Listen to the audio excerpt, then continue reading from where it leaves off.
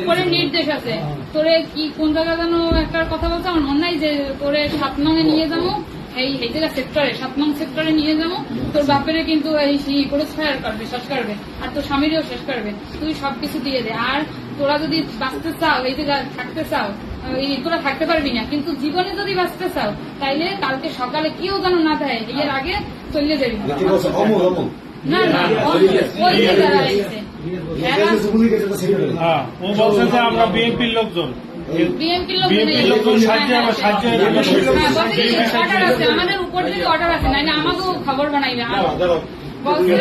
কিন্তু অরিজিনালে তারা বিএনপির লোক না আওয়ামী লীগের লোক আমরা জানি না কিন্তু বলছে অর্ডার আছে আমাদের উপর থেকে বলছে আমাদের উপর থেকে অর্ডার আছে আমাদের উপর থেকে বলছে আমাদের উপর থেকে অর্ডার আছে তোর বাপেরে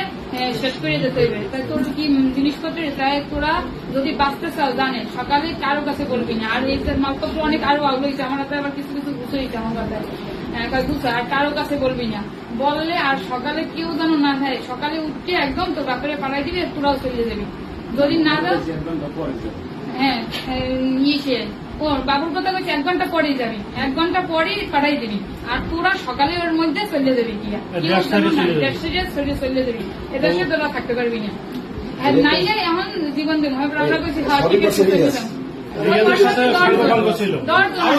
ওরা 10 জন আছে এখন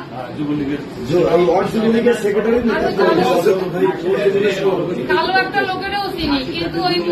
নাম জানি না 2টা লোকের ভালোভাবেই চিনি আর পোলাপান